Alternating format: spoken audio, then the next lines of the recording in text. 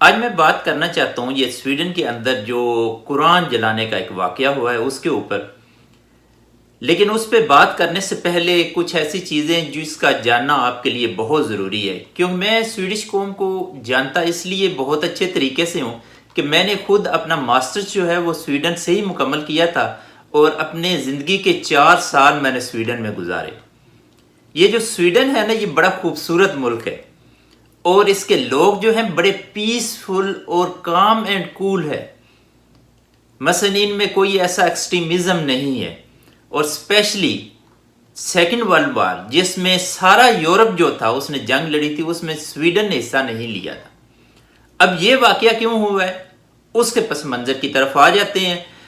اب یہ جو واقعہ ہوا ہے جو وہاں پہ قرآن جلانے کا ہوا ہے، سویڈن میں کبھی اس قسم کا ایک قانون ہوا کرتا تھا کہ سویڈن کے اندر جب بھی کوئی سویڈن کی نیشنلٹی لینا چاہتا تھا تو اس کو چرچ کا ممبر ہونا ضروری ہے.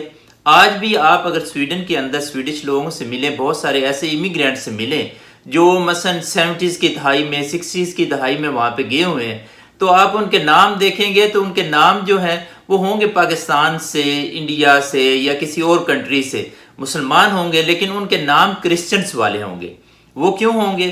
وہ اس لیے کہ جب وہ اپنے آپ کو چرچ میں رجسٹرڈ کرواتے تھے تو ان کو کرسچن نام رکھنا ہوتا تھا.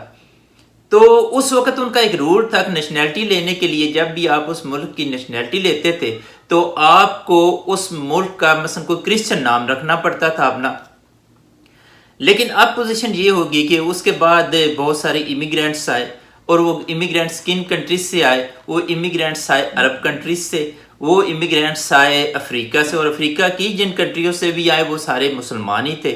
اس کے بعد ترکی سے بہت بڑے امیگرینٹس آئے اور یہ ترکی سے جو امیگرینٹس آئے یہ کردش تھے. یہ تمام لوگ وہاں پہ آئے. تو جب یہ وہاں پہ آئے ہیں تو اس کے بعد کچھ جو سوسائٹی تھی اس کا ایٹماسفیئر بدلنا شروع ہو گیا. کیونکہ سویڈش بہت پڑھی لکھی قوم ہے اور وہ چیزوں کو پڑھتی ہے. آپ ان کو کوئی کتاب دیں، ویسے بھی آپ ٹرینوں میں سفر کریں تو آپ دیکھیں گے کہ وہ لوگ کتابیں پڑھ رہے ہیں. اور اس طرح جب یہ مسلمان باہر سے آئے ہیں تو انہوں نے ان کو اپنا جو لٹریچر تھا، جو کتابیں تھی، جو ان کے کویسچنز تھے ان کے آنسر دیے. تو وہاں پہ ایک بہت ایک عجیب سی پوزیشن بن گئی. وہاں پہ عجیب سی پوزیشن یہ بن گئی کہ وہاں پہ کنورجن ریٹ جو تھا جو کرسچن سے مسلمان ہونے کا تھا وہ بہت بڑھ گیا. اس کی میں آپ کو ایک بہت بڑی مثال دیتا ہوں کہ یہ جہاں پہ واقعہ ہوا ہے اس کو کہتے ہیں اسٹاک ہوم. اسٹاک ہوم جو ہے وہ سویڈن کا کیپٹل ہے. اسٹاک ہوم سے آگے جو ایک اسٹیشن ہے اس کو کہتے ہیں اسٹاک ہوم سودرا. اسٹاک ہوم سودرا اگر آپ کبھی اسٹیشن پہ اتریں اور اسٹیشن سے باہر نکلے تو ایک مارکیٹ سٹارٹ ہو جاتی ہے جس کے دونوں سائڈوں پہ دکانیں ہیں. بڑے خوبصورت ایک وہاں پہ منظر پیش کرتی ہے وہ مارکیٹ. آپ اس مارکیٹ میں سے چلتے جائیں سیدھے، اس کے دونوں سائڈوں پہ کچھ باغات ہیں، کچھ سڑکیں آئیں گی، لیکن وہ جہاں پہ وہ روڈ ختم ہوگی وہاں پہ ایک خوبصورت مسجد ہے.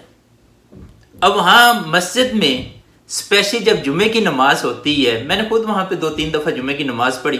جب جمعے کی نماز ہوتی ہے تو اسپیشلی جو اگلی صفیں ہوتی ہیں نا ان میں آپ کو محسوس ہوگا کہ یہ جو لوگ کھڑے ہوئے ہیں یہ سارے یہاں کے ہی نیٹیو ہیں، یعنی وہ سویڈش ہیں. اس مسجد میں کہتے ہیں کہ پوزیشن یہ ہے کہ ہر جمعے کے اوپر کوئی ایک آدمی یا کوئی ایک فیملی جو ہے وہ مسلمان ہو رہی ہے.